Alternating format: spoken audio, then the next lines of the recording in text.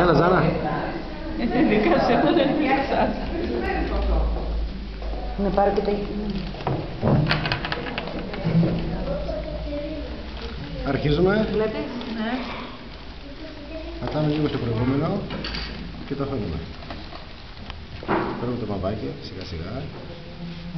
Με νερό. Όχι, όχι, σκέτο παμπάκι. Δεν περάσαμε αυτό. Όχι, θα πάει στα μαλλιά, ναι.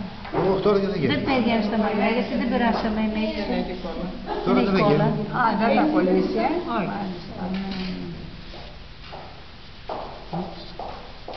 Νίξω, νίξω εγώ.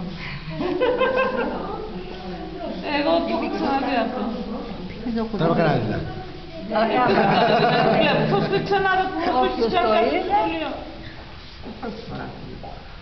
Δεν ήμουν εγώ εκείνη τη μέρα και δεν και πρέπει να το βγάλεις κατευθείαν, Κώστα, δεν τα αφήνεις να κολλήσει.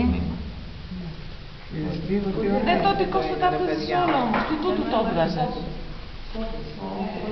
Αμέσως. Ναι, αλλά αυτό το άσπρο γύρω-γύρω γιατί δεν θα γίνει άλλο χρώμα. Όχι, θα του περάσει. Ξέχασε. Με χρυσό. Χρυσό. Θα του περάσει το στεφάνι μετά για λίγο. Α, θα τα αφήσεις το αυτό μέσα, στεφάνι. Του κάνει χρυσό. Α, εντάξει.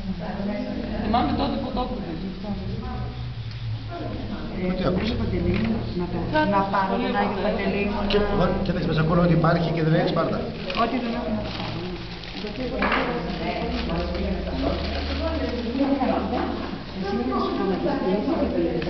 Τι άλλο κάνεις μετά από αυτό, Κώστα, ή τίποτα άλλο?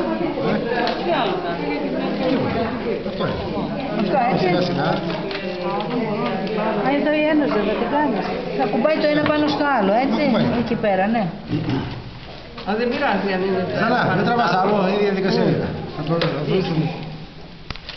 Το στεφάνι να μου φτιάξεις, να